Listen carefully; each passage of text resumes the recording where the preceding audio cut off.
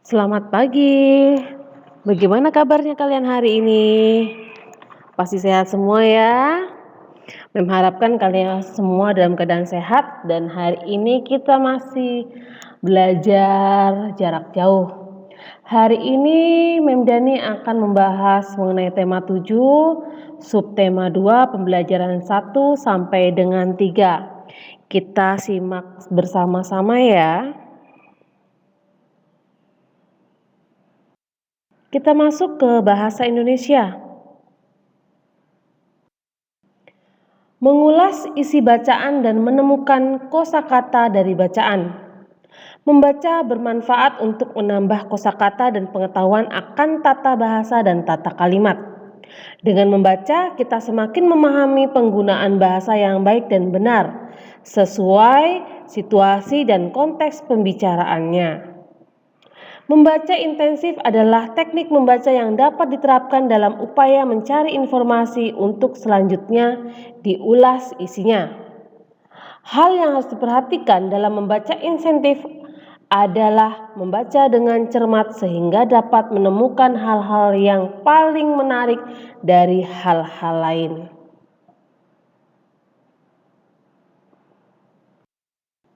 Kata baku. Kata baku adalah kata yang digunakan sesuai dengan pedoman atau kaidah bahasa yang telah ditentukan sesuai Kamus Besar Bahasa Indonesia atau KBBI. Kata baku umumnya sering digunakan pada kalimat yang resmi, baik itu dalam satu tulisan maupun dalam pengungkapan kata-kata. Kata tidak baku merupakan kata yang tidak sesuai dengan kaidah bahasa Indonesia. Kata tidak baku bukan hanya timbul dalam kesalahan penulisannya saja, tetapi juga karena pengucapan yang salah serta penyusunan kalimat yang tidak betul.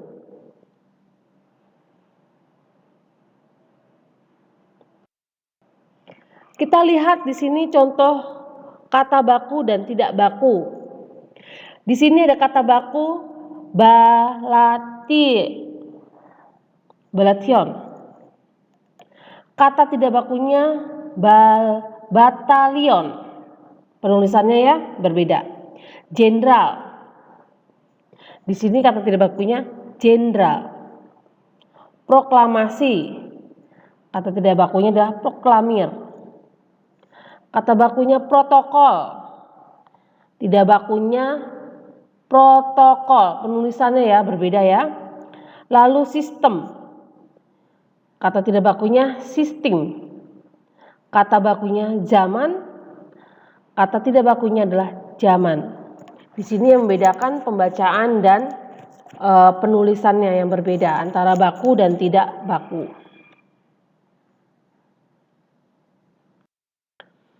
Membaca bacaan, peristiwa, menjelang dan sebuah pembacaan teks proklamasi. Membaca dengan cermat adalah membaca dengan mengetahui segala pokok bahasan sehingga kita dapat menyimpulkan isi dari bacaan. Dengan membaca cermat, kita menemukan kosakata baku dan tidak baku pada bacaan. Kemudian mencari arti kata dari kosakata tersebut di Kamus Besar Bahasa Indonesia.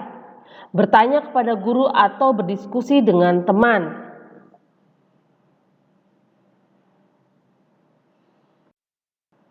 Peristiwa yang diuraikan dalam bacaan tersebut sebagai berikut. Kita lihat di sini.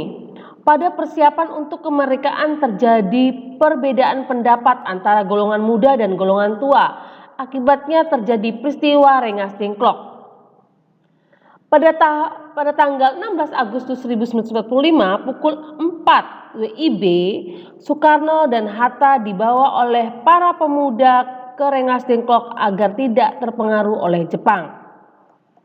Lalu pada tanggal 16 Agustus 1945 pukul 23.00 WIB, setelah melalui perdebatan dan ditengahi oleh Ahmad Subarjo, Soekarno-Hatta dibawa pulang ke Jakarta menuju rumah Laksamana Maeda di Jalan Imam Bonjol nomor 1 Jakarta atau tempat kerja Ahmad Subarjo untuk merumuskan teks proklamasi kemerdekaan Indonesia. Lalu tanggal 17 Agustus 1945 pukul 4.00 WIB, perumusan sampai penandatanganan teks proklamasi selesai.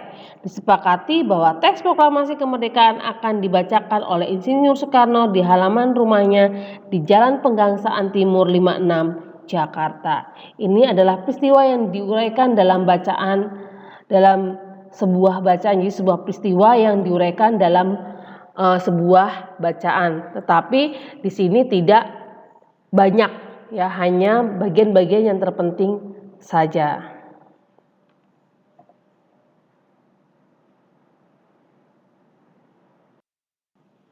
Teks proklamasi kemerdekaan Indonesia ditandatangani oleh Soekarno-Hatta atas nama bangsa Indonesia. Perumusan teks proklamasi adalah Insinyur Soekarno, Drs Muhammad Hatta, dan Ahmad Subarjo, kemudian diketik oleh Sayuti Melik. Kata baku. Kata baku adalah kata yang digunakan sesuai dengan pedoman atau kaidah bahasa yang telah ditentukan sesuai Kamus Besar Bahasa Indonesia atau KBBI. Kata baku umumnya sering digunakan pada kalimat yang resmi, baik itu dalam satu tulisan maupun dalam pengungkapan kata-kata. Kata tidak baku merupakan kata yang tidak sesuai dengan kaidah bahasa Indonesia. Kata tidak baku bukan hanya timbul dalam kesalahan penulisannya saja, tetapi juga karena pengucapan yang salah serta penyusunan kalimat yang tidak betul.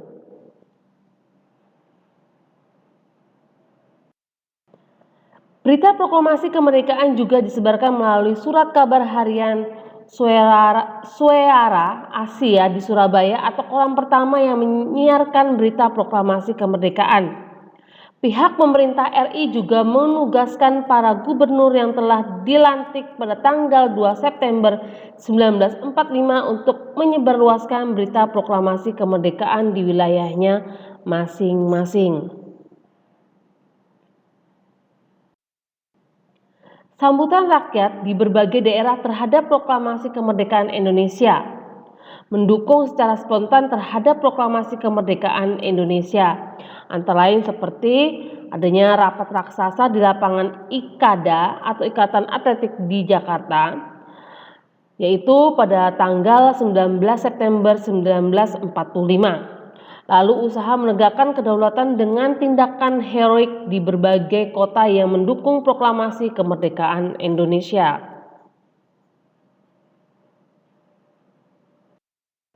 Membaca bacaan dan menemukan informasi penting bacaan. Untuk menemukan informasi penting dalam bacaan, kita menggunakan pernyataan dengan rumus 5W plus 1H, yaitu what, who, when, where, why, dan how. Cara menemukan informasi bacaan. Yang pertama yaitu membaca bacaan dengan cermat. Yang kedua menulis hal-hal penting setiap paragrafnya. Lalu yang ketiga memahami isi bacaan dengan 5W plus 1H. Apa, siapa, kapan, di mana, mengapa, dan bagaimana. Yang keempat yaitu menyimpulkan isi bacaan. Itu adalah cara menemukan informasi dalam sebuah bacaan.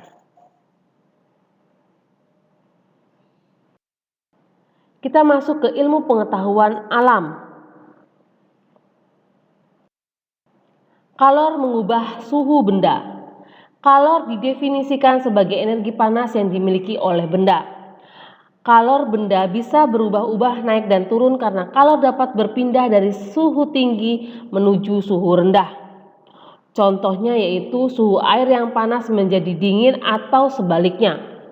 Hal ini menunjukkan air panas melepaskan kalor dan air dingin menerima kalor.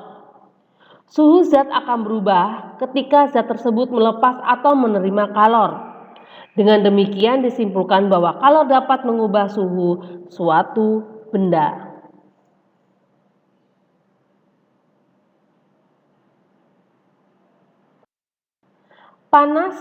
Air panas memiliki suhu tinggi, sedangkan air dingin memiliki suhu rendah.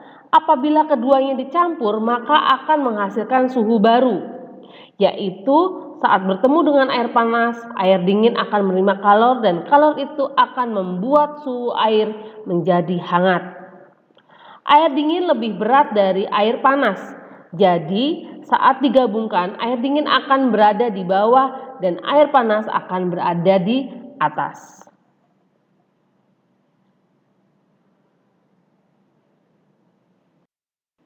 Contoh peristiwa dalam kehidupan sehari-hari yang menunjukkan adanya perubahan suhu benda yang disebabkan oleh kalor adalah yang pertama, pada siang hari tubuh terasa panas saat berjalan di bawah sinar matahari. Yang kedua, sendok menjadi panas saat digunakan untuk mengaduk kopi. Yang ketiga, tubuh berkeringat setelah berolahraga. Dan yang keempat adalah air raksa dalam termometer akan naik saat terkena panas tubuh.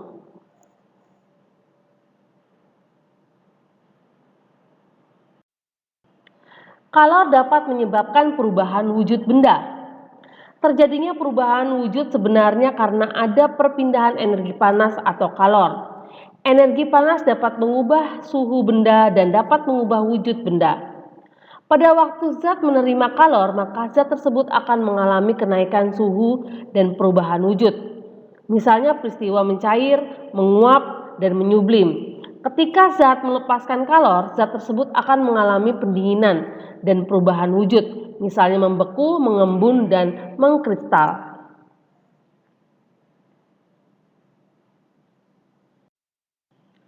Berikut beberapa contoh perubahan benda karena kalor dalam kehidupan sehari-hari. Yang pertama, es batu yang dibiarkan di ruang terbuka akan menjadi air. Mentega yang dipanaskan akan mencair. Gula pasir yang diaduk dalam air panas akan mencair. Logam yang dipanaskan dengan suhu tinggi akan meleleh. Jemuran baju yang dipanaskan lama-kelamaan akan mengering karena air pada baju menguap. Lalu yang keenam, es krim yang dibiarkan di ruang terbuka lama-kelamaan habis menjadi gas.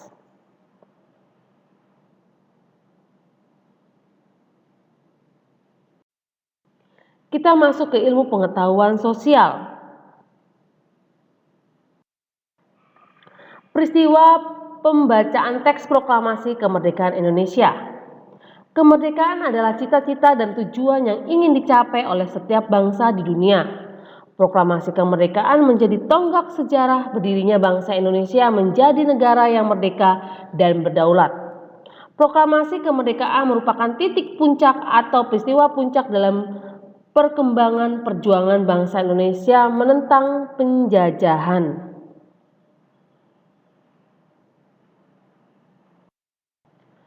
Kita lihat di sini, akhir Juli tahun 1945, Jepang menyetujui pemberian kemerdekaan kepada Indonesia pada tanggal 7 September 1945. Lalu pada tanggal 6 Agustus 1945, kota Hiroshima dibom oleh sekutu yang menurunkan moral semangat tentara Jepang. Lalu pada tanggal 7 Agustus 1945, Badan Penyelidik Usaha Persiapan Kemerdekaan Indonesia atau BPUPKI atau Dokuritsu Junbi Kosakai berganti nama menjadi Panitia Persiapan Kemerdekaan Indonesia atau PPKI atau Dokuritsu Junbi Inkai yang menegaskan keinginan dan tujuan mencapai kemerdekaan Indonesia. Lalu pada tanggal 9 Agustus 1945, bom atom kedua dijatuhkan di kota Nagasaki yang menyebabkan Jepang menyerah kepada Amerika Serikat dan sekutunya. Lalu pada tanggal 15 Agustus 1945, Jepang menyerah tanpa syarat kepada sekutu. Akibatnya terjadilah kekosongan kekuasaan di Indonesia. Kesempatan ini dimanfaatkan oleh bangsa Indonesia untuk memproklamasikan kemerdekaan.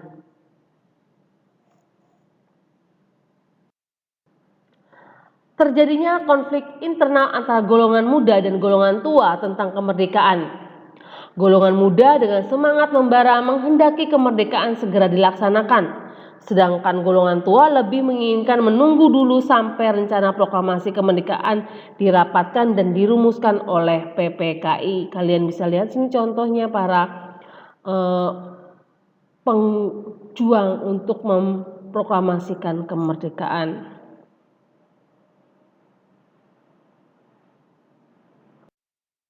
Pembacaan teks proklamasi kemerdekaan dilaksanakan pada hari Jumat tanggal 17 Agustus 1945 di Rumah Soekarno, Jalan Pegangsaan Timur nomor 56 Jakarta. Acara yang disusun di Rumah Soekarno yaitu sebagai berikut. Yang pertama, pembacaan teks proklamasi kemerdekaan Indonesia. Yang kedua, pengibaran bendera merah putih. Yang ketiga, sambutan Wali Kota Suwiryo dan Dr. Muwardi. Teks proklamasi kemerdekaan dibacakan oleh Insinyur Soekarno yang telah diketik oleh Sayuti Melik.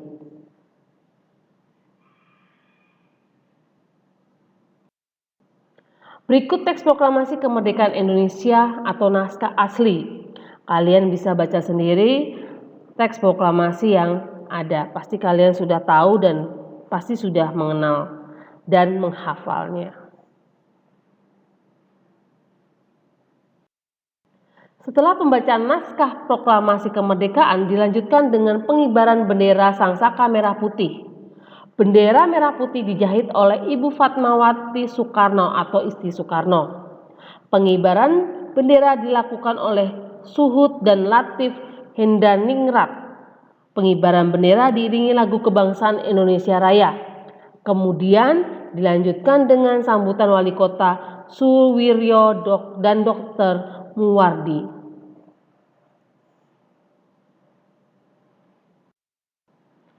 Tindakan heroik mendukung proklamasi kemerdekaan Indonesia. Yang pertama yaitu peristiwa Rengas Dengklok di Yogyakarta. Pada tanggal 26 September 1945, para pegawai pemerintah dan perusahaan yang dikuasai Jepang melakukan aksi mogok, menuntut agar Jepang menyerahkan semua kantor ke pihak Indonesia. Serangan ke Kota Baru dan berhasil menduduki markas Kota Baru serta Yogyakarta di bawah kekuasaan Republik Indonesia. Yang kedua, peristiwa heroik di Surabaya, yaitu pada tanggal 19 September 1945, Belanda memasang benderanya atau merah putih biru di sebuah tiang di atas Hotel Yamato, Tunjungan, Surabaya. Rakyat marah dan menyerbu hotel tersebut, menurunkan bendera sekaligus merobek warna biru, kemudian mengibarkan kembali sebagai bendera merah putih. Kejadian ini disebut sebagai insiden bendera.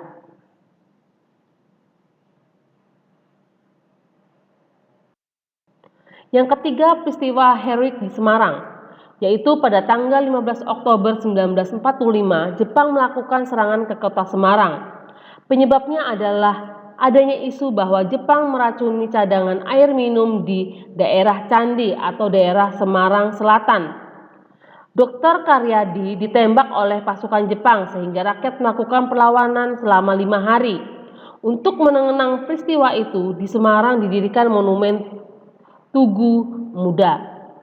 Lalu yang keempat, peristiwa heroik di Aceh, yaitu pada tanggal 6 Oktober 1945, para pemuda dan tokoh masyarakat membentuk Angkatan Pemuda Indonesia atau API. Jepang melarang berdirinya organisasi tersebut dan membubarkan API. Timbullah pertempuran API mengambil alih kantor-kantor pemerintah dengan mengibarkan bendera merah putih. Yang kelima, peristiwa heroik di Bali. Penyebabnya yaitu pada bulan Agustus 1945, Jepang menghambat berdirinya organisasi Angkatan Muda Indonesia atau AMI dan Pemuda Republik Indonesia PRI. Berdirinya terjadi pertempuran tetapi belum berhasil karena persenjataan Jepang lebih modern.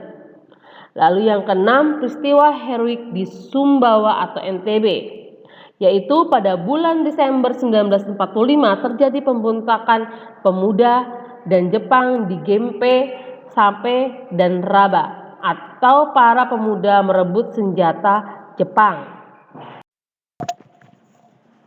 Peristiwa heroik di Kalimantan. Rakyat Kalimantan berusaha menegakkan kemerdekaan dengan cara mengibarkan bendera merah putih, memakai lencana merah putih, dan mengadakan rapat-rapat. tetapi dilarang oleh pasukan sekutu. Hal ini menimbulkan rakyat marah dan membawa bendera merah putih di depan markas sekutu di Balikpapan pada tanggal 14 November 1945. Lalu yang ke-8 yaitu peristiwa heroik di Palembang. Di sini upacara pengibaran bendera merah putih pada tanggal 8 Oktober 1945 dipimpin oleh Dr. A.K. Ghani dan diumumkan bahwa Sumatera Selatan di bawah kekuasaan RI. Ini adalah upaya menegakkan kedaulatan. Jepang menghindari pertempuran. Yang ke-9 yaitu peristiwa heroik di Makassar. Di sini Gubernur Sam Ratulangi menyusun pemerintahan pada tanggal 19 Agustus 1945. Sementara para pemuda bergerak untuk merebut gedung-gedung seperti stasiun radio dan tangsi polisi. Sekarang kita masuk ke seni budaya dan prakarya. Melakukan gerak tari diiringi lagu Hari Merdeka. Gerak tari adalah serangkaian gerakan indah dari dalam tubuh manusia. Penampilan gerak tari akan terasa lebih indah jika ada iringan musiknya. Musik dapat mengatur tempo gerak, sebagai pengiring memberikan suasana dan sebagai ilustrasi untuk mempertegas ekspresi gerak. Keindahan gerak tari juga dapat dilihat dari pola lantai saat penari memperagakan gerak tari. Apabila gerak tari diiringi dengan musik yang dinamis, maka gerakan tarinya akan cepat bergerak dan bersemangat.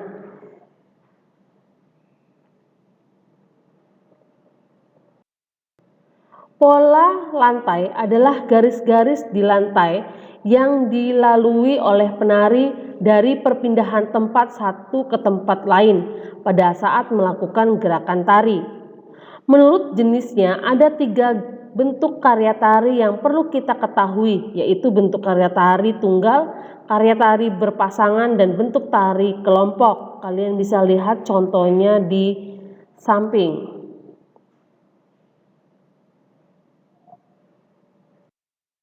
Kita masuk ke pendidikan Pancasila dan kewarganegaraan. Indahnya hidup berbineka. Bhinneka Tunggal Ika adalah semboyan bangsa Indonesia yang tertulis pada lambang negara Indonesia Garuda Pancasila. Kalimat tersebut diambil dari kitab Sutasoma, yaitu karangan Empu Tantular yang memiliki arti berbeda-beda tetapi tetap satu. Semboyan ini digunakan untuk menggambarkan persatuan dan kesatuan bangsa NKRI yang terdiri atas beragam budaya, bahasa daerah, ras, suku, bangsa, agama, dan kepercayaan.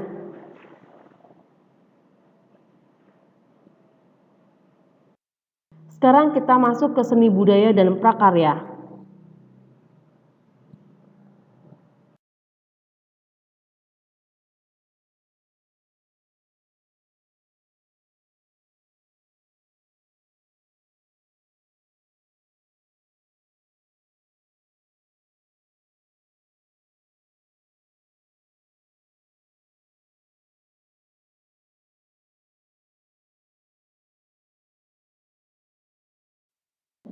Perwujudan semboyan Bhinneka Tunggal Ika dalam kehidupan sehari-hari yaitu antara lain: yang pertama, saling menghargai dan menghormati antar masyarakat tanpa memandang perbedaan yang ada, sehingga kepentingan bersama selalu diutamakan daripada kepentingan pribadi. Lalu yang kedua, keragaman yang bisa terlihat seperti kepandaian, keterampilan, hobi, ukuran tubuh, kebiasaan, bahkan suku, golongan, dan budaya. Agama juga harus menyadarkan kita bahwa perbedaan itu adalah anugerah dari Tuhan Yang Maha Esa yang patut kita syukuri. Dengan demikian, kita tidak perlu berselisih hanya karena adanya perbedaan, tetapi perbedaan itu justru membuat hidup semakin indah. Salah satu wujud nyata adanya kerukunan dan persatuan di masyarakat adalah tradisi gotong royong, atau seperti contohnya membangun rumah, membersihkan lingkungan, dan sebagainya.